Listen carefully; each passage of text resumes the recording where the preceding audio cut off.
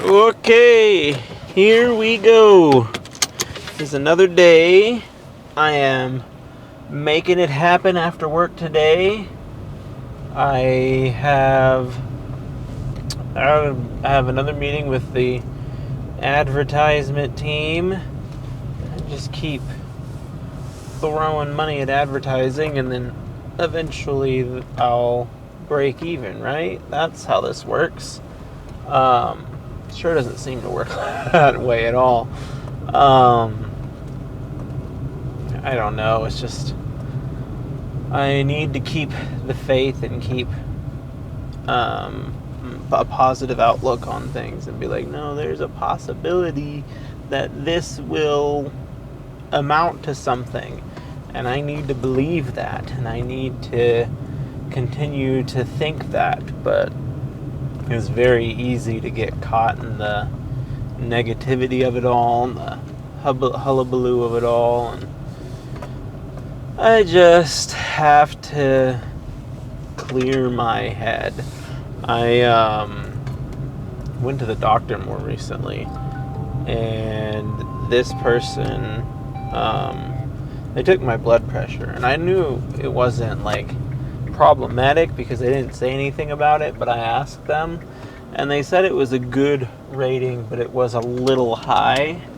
And I never have bad blood pressure readings, and so for her to say that caught me as kind of curious. I was like, okay, a little high. Like, work has been unbelievably stressful. Is that causing me high blood pressure? Not that it was high, like, I don't want to say that, but as I said in a previous video, it's easier to prevent things than it is to correct them. And so if my blood pressure is moving in that direction, then what do I do to correct it? Do I get a easier job, get a simpler job, live a simpler life, get away from all of these things that are driving me crazy? Or do I power through it and continue to do my best to get somewhere in this life? Or was that just a fluke and it was just a slightly high reading when it really shouldn't have been? There's so many different possibilities here, and it's like I could give myself high blood pressure just stressing out over the whole thing, but that's no way to be either. But it does kind of open my eyes to, like, is it worth it? I'm trying very hard to leverage my job to build my creative empire, and it feels good, but it also doesn't feel great. Like, I want it to feel like I'm using my job just as much as it's using me, but I still feel like I'm getting the short end of that stick, and I don't know how to shake it any better.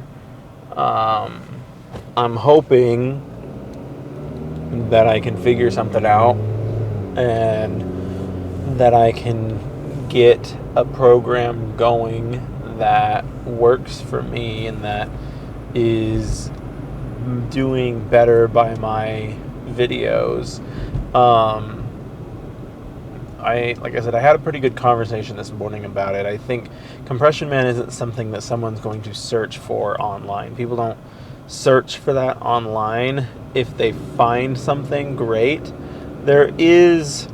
I have seen original cartoons on YouTube, and they do very well. There's one that gets like 3.7 million views. And so I know that there's an audience for it.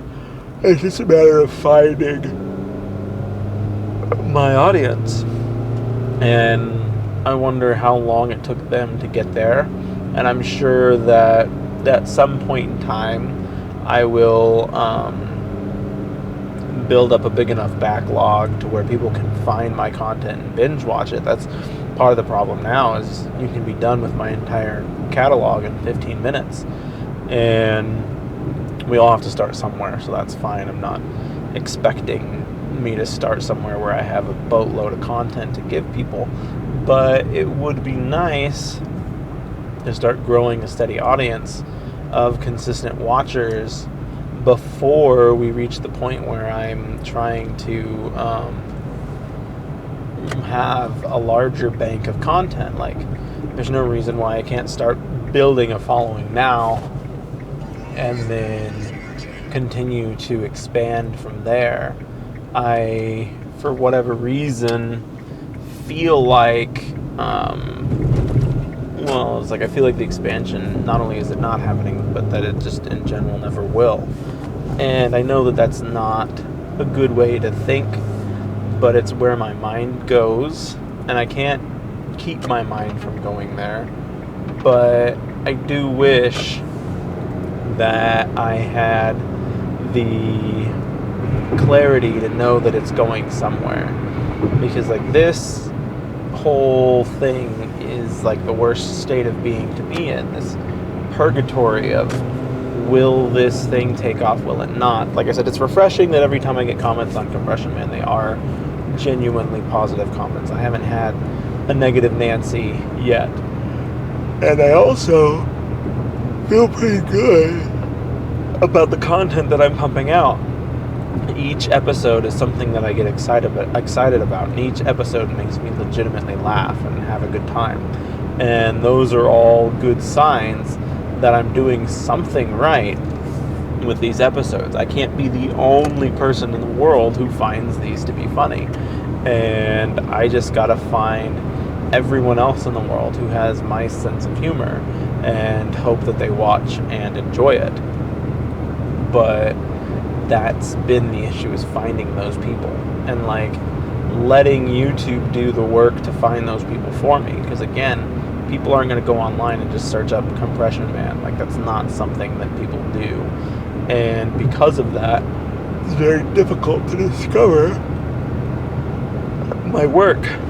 But I need to keep pushing it out there until people find it, and until people start watching, and until people get a hold of it and realize its greatness.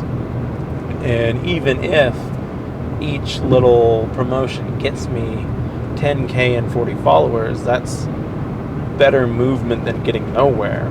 But I also want to be able to get somewhere without having to pay money for it. Like, I want to get to a point where I'm turning a profit. Right now, it's just a big old sinkhole.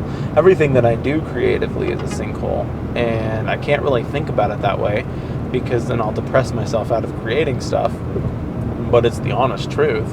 I have spent a lot more money on my creative adventures than most people could hope to afford on most anything, and I've still gotten virtually nowhere for it. I am just as undiscovered now as I was when I started, and I'm forced to wonder if location has something to do with it, but I can't blame it all on location either, because the bigger the city, the bigger the competition, the more expensive the everything. I want to do these local advertisements in movie theaters, and in order to do that, I have to spend money, obviously. And I did a quote on theaters in the nearest big cities, and those quotes came out astronomically high.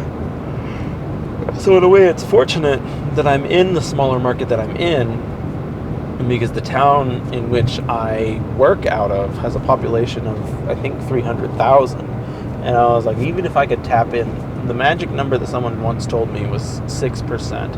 And I was like, even if I could tap into 6% of 300,000, that's still a good chunk of people.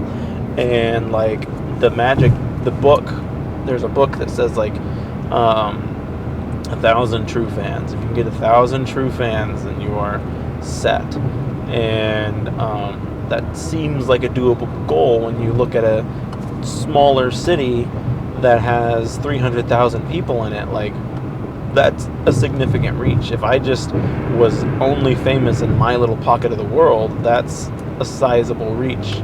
And so then I start to wonder, and I start to think about how to target that market. And that's really what I aim to do this coming month, is just target the ever-loving heck out of this local market. Get people out there, get people knowing who I am, get people realizing what I do, and anybody who's in the area that's mildly interested will hopefully join Flight.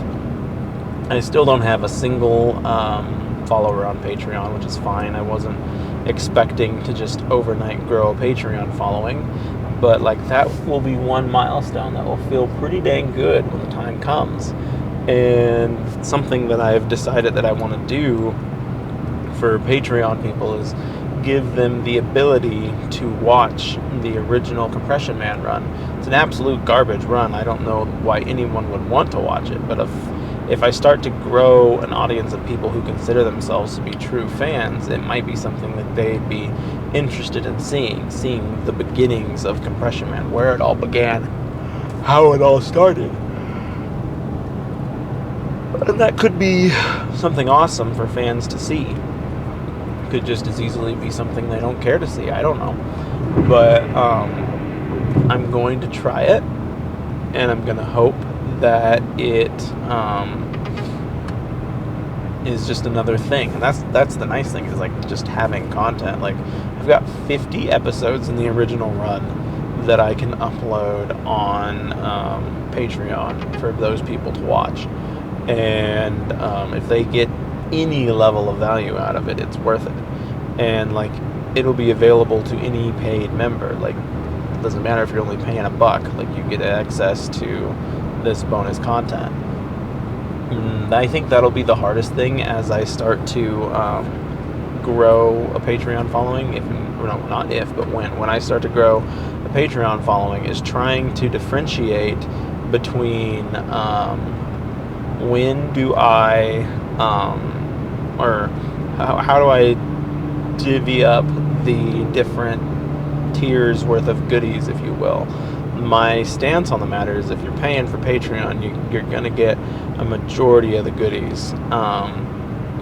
The stuff that you don't get will be the stuff that I specify in the tier-specific rewards. And hopefully that will be enough. And it's an exciting thing to be like, I'm going to build a whole platform on here, and people are going to love it. And they will love it. And my platform will strive. And that will be what eventually gets me out of this working grind. If I'm being honest, I don't foresee myself retiring from work anytime soon. I'll probably do both jobs for a great while until I either sell Compression Man for an unthinkable price or until I'm making just a stupid amount of money. If I start making more money through Compression Man than I am at work, I think that would be a major turning point. It's not all that impossible to think about, because like my target is Joel Haver, and Joel Haver is already making more monthly in his Patreon subscriptions that I make.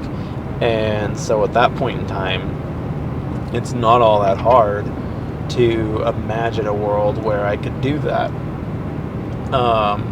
So long as I'm able to do both and this job isn't completely driving me insane, I probably will do both, because it's just that much more money.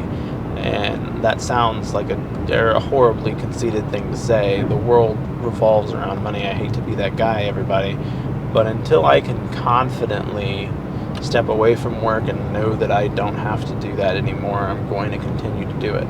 Because the longer that I do both, the closer I get to never having to do either ever again.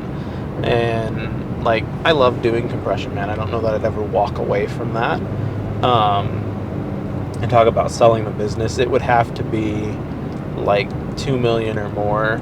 It has to be enough to where I'd never have to be able to work again, because it is a passion project of mine. And if it's profitable and beneficial for me, that'd be stupid for me to stop doing it. But if I can make my ideal amount on it, then I absolutely would. And from there, I would just get my time back. And how wonderfully amazing would it be to have my time back? Like, that is the dream. The dream is not wealth. I don't want to be wealthy beyond imagining. I want to be comfortable, that I can live and not have to work 8 hours a day, 5 days a week. That is the dream. And I think that it's not that far from reach. It's just a matter of getting there. Right now I'm in this pivotal building an audience stage, building a platform stage, getting people to notice me stage, the stage of anything really. And hopefully we can just continue to grow from here. I was trying a different ad strategy because the former ad strategy that I did killed my watch time. And with bad watch time, YouTube's like, no, we're not going to promote your videos actually. And I get that, but like I also feel like I did the wrong kind of advertising for what I was trying to do. So hopefully I got that all corrected, and the people who are now watching these videos are people who are actually watching and enjoying the videos and not just seeing a skippable ad and then skipping it. In accordance to this gentleman who I just happened upon on YouTube, I'm doing it right. But what worries me is I feel like I'm doing the same exact thing I did last time, which tanked my view or my retention. And so I was like, I didn't want to repeat the same problem twice. Luckily, and retention is a fickle thing, because my newest video has like 40 views, which is nothing, but its retention is like 68%, which is insane for me. I don't have that kind of retention. It's really sad too, because these are very short videos. And so it's like, if I can't retain somebody for 5 minutes, that's pretty bad. But at any rate, the retention was really high. It's one of the best retention rates I've had in a long time.